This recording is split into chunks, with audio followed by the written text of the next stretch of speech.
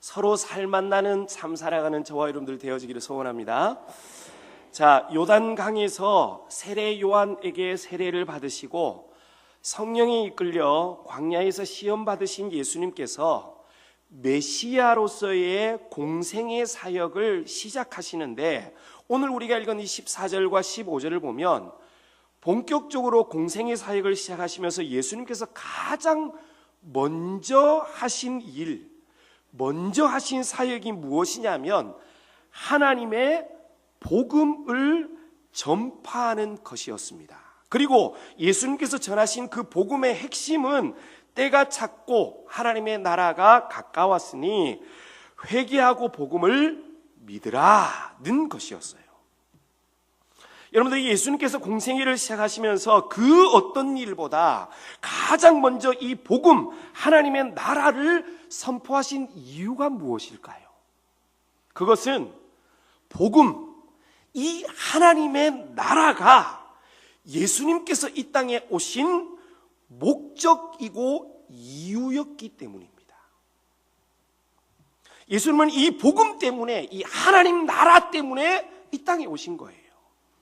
여러분, 그래서 이후 복음서에 기록된 예수님의 삶과 사역, 가르침과 교훈들을 가만히 들여다보면 하나같이 이 하나님 나라의 복음에 그 모든 초점이 맞춰져 있음을 발견하게 되는 거예요.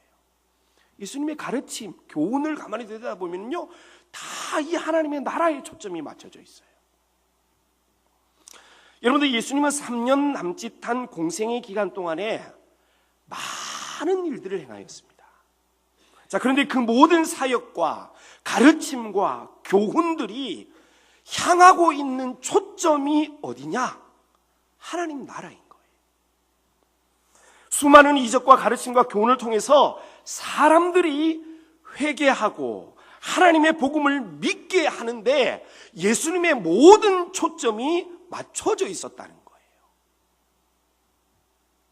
우리는 예수님의 이 첫 사역, 첫 메시지를 통해서 예수님을 믿고 따르는 그리스도의 제자된 저와 여러분들이 살아야 할 삶의 이유와 목적을 발견하게 되는데, 우리 또한 이 땅을 사는 날 동안에 우리가 살아야 될 삶의 이유와 목적이 무엇이냐면 복음, 하나님의 나라인 거예요. 여러분들이 예수 믿는 사람은 예수님께서 사셨던 삶을 따르는 사람이 예수 믿는 사람이에요. 믿으십니까? 예수님께서 사셨던 삶을 따르고 예수님께서 행했던 사역을 이어받아서 행하는 사람들이 바로 우리 그리스도인들이에요.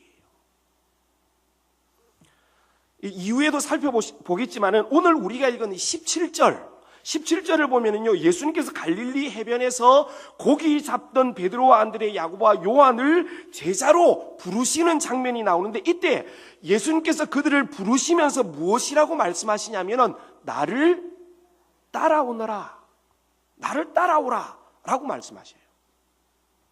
여러분들, 여기서 예수님께서 나를 따라오라 라고 했는데 이 말을요 더 정확하게 해석하면 이 나를 따라오라는 말은요, 내 뒤에 서서 내가 가는 길을 따라오너라, 이 말이에요. 그러니까 예수님께서 앞장서 갈 텐데 너희들은 내 뒤에, 바로 내 뒤에 서서 내가 가는 길을 따라오라는 거예요. 잘 보고.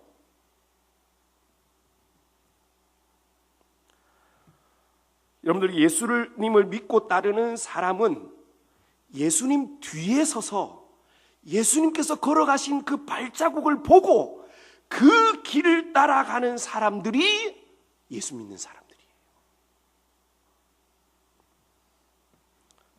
여러분들 때문에 예수님께서 이 땅을 사셨던 이유와 목적이 복음과 하나님의 나라라면 여기 앉아있는 저와 여러분들이 살아가는 삶의 이유와 목적 또한 복음과 하나님의 나라이어야 하는 거예요. 왜? 우리는 예수님 따라가는 사람이니까. 여러분들이 아셔야 할 것이 무엇이냐면 예수님에게도 평범한 일상이 평범한 일상이 있었을까요? 없었을까요? 우리는 성경에 기록된 예수님의 행적만, 사역만 보다 보니까 마치 예수님에게는 이 평범한 일상이 없었던 것처럼 생각하기가 쉬운데 아니에요. 여러분들 그렇지 않습니다. 예수님께서 공생의 기간 동안 24시간 365일 계속해서 이적만 해가시고 계속해서 사람들에게 복음만 전하셨을까요? 아니에요. 예수님에게도 평범한 일상이 분명히 있었습니다. 자, 그런데 중요한 것이 무엇이냐? 예수님은 그 평범한 일상을 사실 때에도 분명 복음과 하나님 나라의 그 삶의 초점이 맞춰져 있었을 거라는 거예요. 여러분들 무슨 말인지 이해가 되셔요?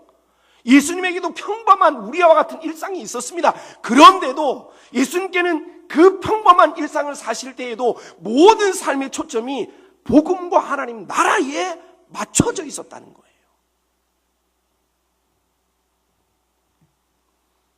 예수님은 병든 사람을 고치고 죽은 자를 살리고 수많은 사람들에게 복음을 전파하고 하나님 나라의 교훈을 전할 때에만 복음과 하나님의 나라를 위해 사신 것이 아니라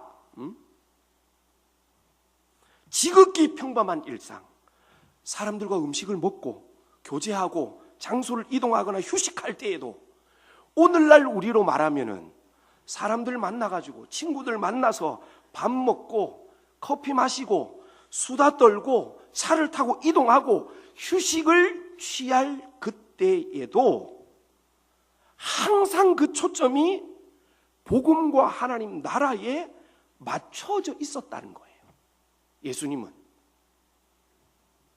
예수님은 평범한 일상 속에서도 자신을 이 땅에 보내신 성부 하나님의 특별한 사명을 어떻게 하면 이룰 수 있을까?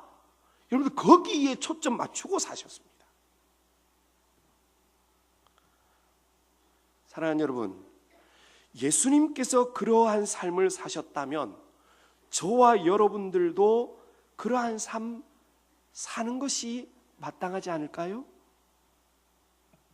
늘 반복되는 지극히 평범한 일상이지만 그러한 평범한 일상 속에서도 어떻게 하면 하나님의 복음을 전하고 어떻게 하면 하나님의 나라가 나를 통해 임할 수 있을 것인가를 고민함으로 평범하고 반복되는 우리의 일상을 주님의 발자취를 따라가는 특별한 현장으로 바꾸어 나가는 저와 여러분들이 되어야 할 것입니다.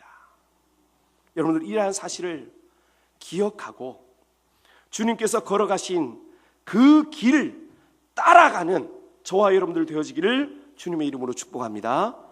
자, 이렇게 예수님은 하나님의 복음, 하나님의 나라를 선포하시는 것으로 공생애를 시작하셨습니다. 여러분들 아마도 예수님께서 딱 역사 위에 딱 등장하셔서 하나님의 복음을 딱 선포하셨을 때 사람들은 엄청난 기대를 했을 거예요. 기대감을 가졌을 거예요. 당시 사람들에게 이미 영향력을 가지고 있었던 세례 요한이 증언한 바로 그 사람. 세례 요한보다 능력이 많고 성령으로 세례를 베푸실 것이며 그 영향력 있는 세례 요한이 신발끈을 풀기도 감당치 못할 사람이라고 칭한 바로 그 예수라는 사람이 본격적으로 이제 하나님 나라의 복음을 선포하였을 때에는 뭔가 놀라운 일이, 엄청난 변화가 일어나지 않을까라고 사람들은 마음속에 기대했을 거예요. 야, 이제 어떤 일이 일어나는지 한번 보자 우리. 응? 저 사람이 세례 요한이 말한 그 사람이잖아. 아마 이렇게 생각했을 거예요. 자, 그런데 이게 웬일입니까? 오늘 본문을 보면 하나님 나라의 복음을 선포하신 이후 예수님의 행보는 사람들의 그런 기대와는 전혀 동떨어진 것이었어요. 역사 위에 탁 등장해서 내가 쳤다. 하나님의 나라가 가까웠다. 회개하고 복음을 믿으라. 그러면 그 다음에 뭐가 있어야 될 것 같은데, 그 이후에 예수님께서 뭘 하셨어요? 네? 어디로 가시냐면은 저 북쪽에 갈릴리에서 당시 정말 비천한 직업에 속하는 어부 4사람을 부르시는 거예요. 여러분들, 왜 예수님께서 복음을 선포하신 이후에 제자, 사람을 부르셨을까요? 우리는 예수님의 이러한 초기 행보를 통해 하나님은 누구를 통해서 일하셔요? 사람을 통해서, 사람과 함께 일하시는 분이라는 사실을 발견하게 돼요. 여러분, 중요한 사실입니다. 앞서 말씀드린 것처럼 예수님께서 본격적으로 공생애를 시작하시면서 가장 먼저 하신 일은 복음 전하는 것이었어요. 앞에서도 말씀드린 것처럼 하나님 나라의 복음은 예수님께서 이 땅에 오신 목적이요 이유였습니다. 그만큼 중요한 것이었어요. 자, 그런데 여러분, 우리가 잘 알고 있는 것처럼 마태복음 28장 19절과 20절, 그리고 사도행전 1장 8절을 보면 예수님께서 승천하시면서, 하늘로 승천하시면서 그 귀한 하나님 나라의 복음을 결국에는 누구에게 맡기셔요? 그렇죠. 제자들, 사람들에게 그 귀중한 복음을 맡기시는 거예요. 오직 성령이 누구에게 임하면? 너희에게 임하면 너희가 권능을 받고 예루살렘과 온 유대와 사마리아 땅끝까지 이르러 내 증인이 되리라. 예수님은 복음을 위해 이 땅에 오셨습니다. 그리고 그 복음을 위해 죽으시고 부활하셨어요. 그런데 그렇게 중요한 복음을 결국 누구에게 맡기시느냐? 예수님을 믿고 따르기로 작정한 제자들, 여기 앉아있는 저와 여러분들에게 그 귀중한 복음을 맡기시는 거예요. 자, 여러분들, 자 보세요. 예수님의 계획이 그 중요한 복음을 결국에는 사람에게 맡기시고 하늘로 올라가시는 것이라면, 예수님 공생의 기간 동안에 복음 다음으로 중요한 사역이 무엇일까요? 무엇일까요? 그것은 당연히 사람을 세우는 일이에요. 왜? 그 중요한 복음을 누구에게 맡길 거니까? 사람에게 맡길 거기 때문에 복음 다음으로 가장 중요한 사역은요, 사람을 세우는 일이에요. 여러분들이 예수님께서 공생의 3년 기간 동안 제자들을 부르신 그 제자들을 가르치시고 훈련시키시며 그들과 함께 먹고 생활하며 동행하셨던 이유가 여러분들 바로 여기에 있는 거예요.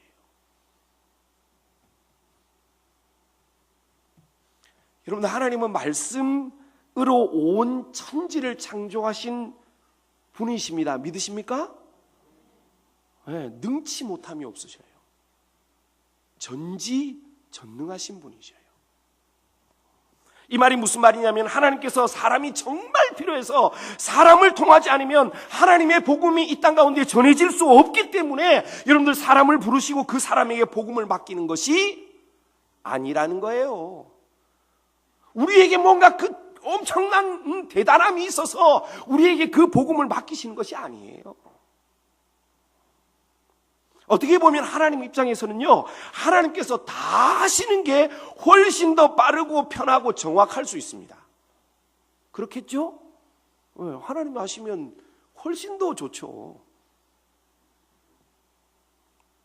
그러나 그럼에도 불구하고 하나님은 사람을 부르시고 부르신 그 사람에게 복음 전파의 사역을 위임하셔요.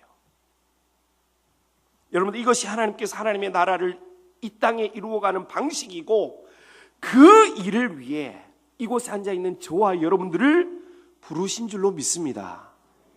선택받은 사람들이에요. 하나님께서는 어둠 속에 있던 우리를 불러 하나님 나라의 그 귀중한 복음을 우리에게 맡기시는 거예요. 여러분들 오해하지 마십시오. 제가 드리는 이 말이 지금 여기 앉아 있는 저와 여러분들 모두가 내가 살아가고 있는 일상의 삶을 다 때려치우고 모두 다 목사가 되고 선교사가 되라는 말이 결코 아닙니다. 결코 아니에요. 지금 내가 살고 있는 삶, 반복되는, 내일 되면 여러분들 또 일주일을 살 거잖아요. 반복되는 평범한 나의 일상 속에서 내게 맡겨진 그 복음, 하나님의 통치와 영광을 드러내는 삶을 그 일상 속에서 살아야 한다는 거예요.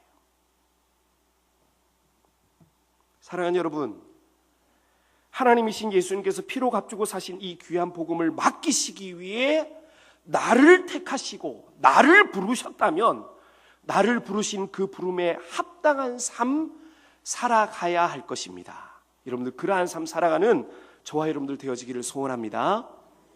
자, 오늘 우리가 읽은 16절에서 20절을 보면 예수님께서 하나님 나라와 그 귀한 복음을 맡기시기 위해 제자들을 부르시는 장면이 나오는데, 여러분들 16절을 보면은요 이렇게 기록하고 있습니다. 시몬과 그 형제 안드레가 바다에 뭘 하고 있어요?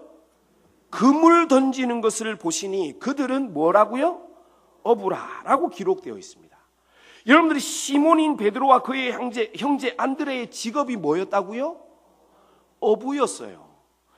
어부였던 이 베드로와 안드레가 지금 뭘 하고 있어요? 바다에 그물 던지고 있어요. 자, 여러분들, 어부였던 베드로와 안드레가 바다에 그물 던지는 것은 특별한 일인가요? 평범한 일인가요? 지극히 평범한 일이에요. 여러분, 어부가 바다에 고기 잡으려고 그물 던지는 건 늘상 하는 일이에요. 특별한 일이 아니라고. 매일 하는 일이에요. 여러분들도 내일 그물 던지러 갈 거잖아요. 각자 삶의 일상으로 그물 던지러 갈 거잖아요. 여러분, 어부였던 베드로와 안드레가 바다에 그물 던지는 일은 당연하고 매일 반복되는 일상적인 일이었습니다. 특별한 일이 아니에요. 19절을 보면은, 그 밑에 19절을 보면은 야고보와 요한도 예수님께서 부르시는데, 야고보와 요한의 직업도 뭐였어요? 어부였어요. 그 어부인 야고보와 요한이 뭘 하고 있어요? 지금 19절에 금을 깁고 있어요. 여러분, 어부가 금을 깁는 일을 하고 있는 건 특별한 일이에요? 평범한 일이에요? 평범한 일이에요. 그러니까 늘 하는 일이에요. 늘 하는 일이라고. 여러분, 오늘 본문뿐만 아니에요. 요 뒤에 넘어가면 마가복음 2장을 보면 예수님께서 세리 마태 들어보셨죠? 마태를 부르시는 장면이 나오는데, 마태는 직업이 세리였어요. 그 세리였기 때문에 그 어디에 앉아 있었냐면은 세관에 앉아 있었어요. 세리가 세관에 앉아 있는 게 이상합니까? 아니에요. 직업이 세리니까 거기 앉아 있어야지. 그 세관에 앉아 있는 마태를 보시고 예수님께서 부르셔요. 예수님은 복음 전파, 그 귀중한 복음 전파를 위한 일꾼, 제자, 사람을 부르실 때에, 다시 말해서 하나님 나라를 위한 특별한 소명을 우리에게 허락하실 때에 어떤 특별한 상황, 특별한 장소에서 부르는 것이 아니라는 거예요. 여러분들, 물론 때로는 특별한 경우도 있습니다. 그러나 일반적으로, 보편적으로 예수님은 우리가 살아가는 평범한 일상 속에서 우리를 부르시고 하나님 나라를 위한 특별한 소명을 우리에게 맡기시는 거예요. 우리가 매일 반복적으로 살아가는 그 일상의 삶 속에서 우리를 부르신다는 거예요. 소명을 주시는 거예요. 여러분들 이 말은 우리가 살아가는 삶의 터전, 저와 여러분들이 살아가는 일상은 주님께서 우리를 불러 특별한 사명을 맡기시는 부르심의 현장, 소명의 현장이 될 수 있다는 말이에요. 따라서 잘 들으세요. 우리는 내가 살아가는 삶의 터전과 반복되는 나의 그 일상을 무시하거나 가볍게 여겨서 될까요? 안 될까요? 안 되는 거예요.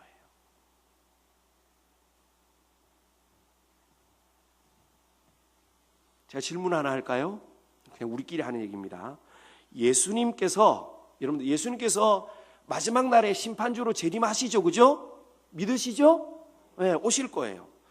여러분들 예수님께서 우리가 지금처럼 이렇게 예배하거나 기도하고 있을 때에 예수님께서 재림하실 확률을 얘기하는 거예요. 확률이 높을까요? 아니면 우리가 직장이나 가정과 같이 일상의 삶을 살고 있을 때에 예수님께서 재림하실 확률이 높을까요? 1번이에요? 2번이에요? 에? 2번이죠? 2번이에요. 여러분들 왜 그렇습니까? 왜 그래요? 이유가 무엇이냐면은 여러분들 예배나 기도하는 시간이 더 많아요. 여러분들 그냥 직장이나 가정에서 보편적이고 일상적인 삶을 사는 시간이 더 많아요. 일상적인 삶 사는 시간이 훨씬 더 많아요. 어떤 분들은 일주일에 한 번 교회 오는데 훨씬 더 많아요. 그러니까 확률적으로 언제 오실지 몰라요. 또 어디 가가지고 김용범 목사님이 얘기하시는데 예수님이 꼭 졸다가 지금 깨신 분들이 그렇게 얘기를 한다고. 끝까지 들으시라고. 그러니까 확률적으로 그럴 경우가 많다는 거예요. 왜? 우리가 일상 가운데 생활할 때가 훨씬 더 많기 때문에. 여러분 제가 무슨 말씀 드리려고 하는지 아세요? 예배하는 시간, 교회에 나와서 기도하는 시간은 엄청 소중하게 생각해. 나쁘다는 얘기가 아니에요. 그런 시간을 엄청 소중하게 생각해요. 경건해요. 거룩해요. 그런데 그것보다 훨씬 더 많은 시간을 보내는 나의 일상은 가볍게 생각해. 무시해요. 아무것도 아닌 것처럼 일상은 아무렇게나 삽니다. 여러분 그러면 돼요? 안 돼요? 안 돼요. 왜? 우리가 살아가는 그 일상 속에서 주님이 우리에게 소명을 주셔요. 우리를 부르신다고.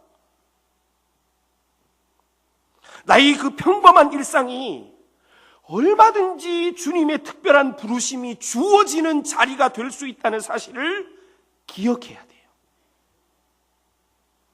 그리고 초두에 말씀드린 것처럼 늘 반복되고 지극히 평범한 일상이지만은 그 일상을 소중하게 생각하고 바로 그 자리에서 그 일상 속에서 주님의 영광을 드러내는 삶 살아가는 저와 여러분들 되어지기를 주님의 이름으로 축복합니다. 기억하세요. 자, 오늘 본문 17절을 보면은요, 재밌는 사실을 하나 발견하게 됩니다. 여러분, 예수님께서 어부인 제자들을 부르시면서 무엇이라고 말씀하시냐 하면, 나를 따라오라. 내가 너희로 사람을 낚는 뭐가 되게 하겠대요?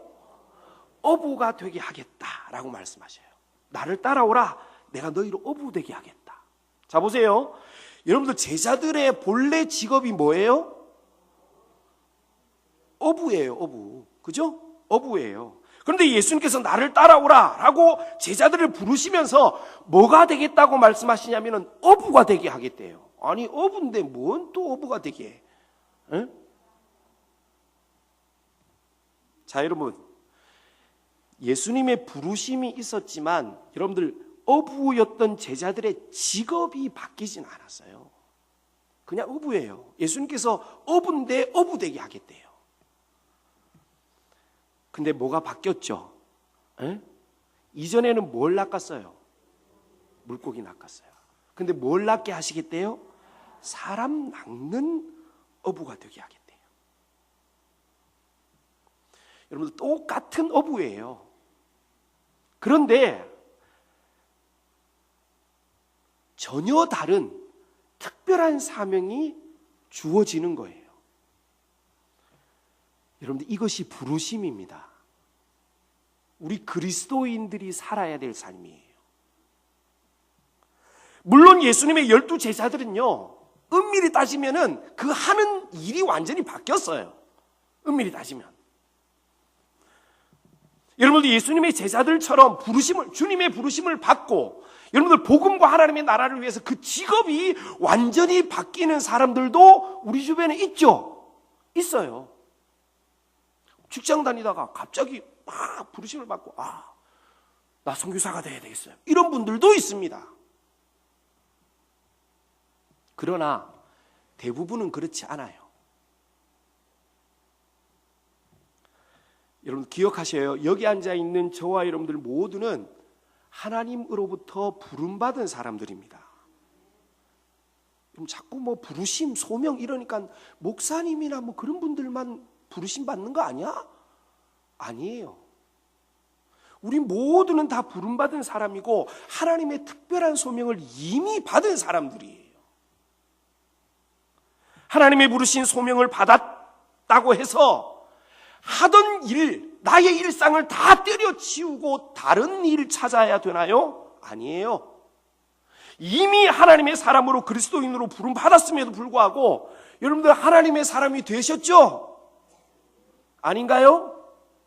하나님의 사람이 되었습니다. 그런데 여러분들 하던 일 그대로 하고 있잖아요. 네? 직업은 그대로 어부입니다. 바뀌지 않았어요. 그러나 늘 하던 그 일에 대한 이유와 목적이 달라지는 거예요.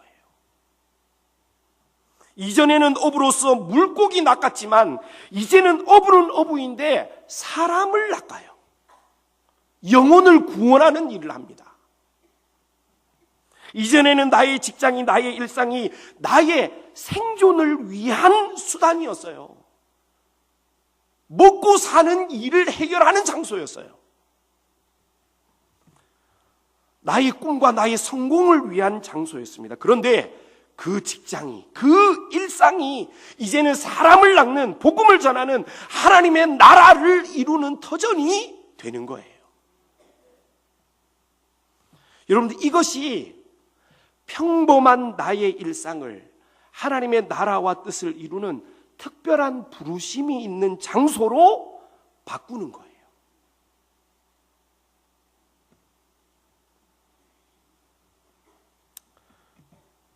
여러분들 미국 농구 선수와 감독으로서 이 경이적인 대기록을 세운 존 우든이라는 사람이 있습니다. 이 존 우든은요 27년 동안 UCLA 농구팀을 이끌면서 미국 대학 농구 역사에 있어서 지금도 깨어지지 않은 전무후무한 기록들을 수없이 세운 사람이에요.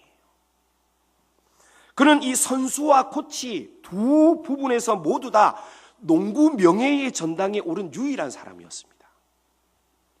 이 존 우드는요 많은 사람들에게 존경받았어요. 그런데 그가 존경받은 이유가 단지 코치로서 감독으로서 성적이 좋았기 때문만이 아니었어요.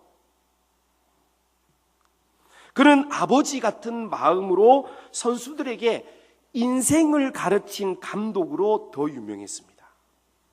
그는 선수들에게 늘 농구 선수로서의 자신보다 한 인간으로서의 자신이 훨씬 더 중요하다라고 가르쳤어요. 시간 준수를 강조하고 상대방 선수에게 어떤 경기 중에라도 욕설과 비방하는 것을 철저히 금지시켰어요. 이런 이 존 우든의 가르침으로 그의 제자들은요 95%가 다 이 대학을 졸업했고 프로농구에 진출하지 않은 사람들은요 의사나 목사나 공무원 등 사회에 도움을 주는 사람이 되었다고 합니다. 이 존 우든은요 그리스도인이었어요. 예수 믿는 사람이었습니다. 존 우든에게 농구 감독이라는 자리는요 직업이었습니다. 직업. 다시 말해서 그냥 일상이에요. 일상. 매일 시간을 보내는 그런 일상이었습니다. 농부 감독이라는 것은. 그러나 이 존 우드는요, 그 농부 감독이라는 반복되는 평범한 자신의 일상 속에서 하나님의 부름을 받은 자로서 하나님께서 자신에게 주신 그리스도인으로서의 특별한 사명을 그 농부 감독이라는 자리를 통해서 이루어간 거예요.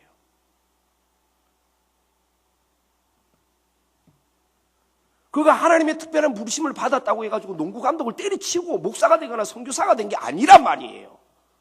그냥 농부 감독 자리를 계속하면서 그 자리에서 복음을 전하고 하나님의 영광을 드러내고 하나님의 나라가 이루어지기를 힘썼던 거예요.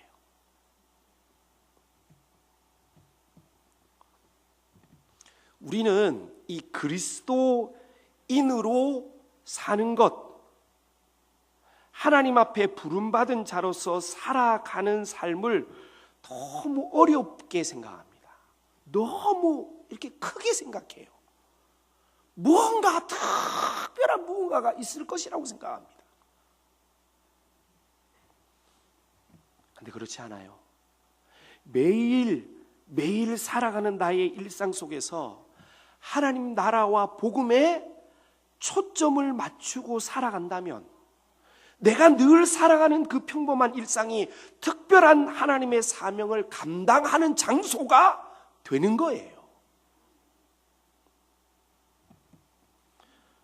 여러분들, 하나님의 나라를 확장해 가고 복음을 전하며 하나님의 영광을 드러내는 곳이 따로 마련되어 있는 것이 아니라 나의 직장, 나의 일상이 복음을 전하고 하나님의 나라와 영광을 드러내는 특별한 사명을 감당하는 곳이라는 사실을 기억하고 나의 직장과 내가 살아가는 삶의 터전에서 어떻게 사람 낚는 업으로서의 삶, 하나님께서 내게 맡기신 그 소명을 감당할 것인가를 여러분들이 살아간 일상 속에서 고민하면서 살아가는, 그리하여서 정말 하나님께서 나를 부르신 그 부름에 합당한 삶 살아가는 우리 이루는 교회 모든 사랑하는 성도님들 되어지기를 주님의 이름으로 축복합니다.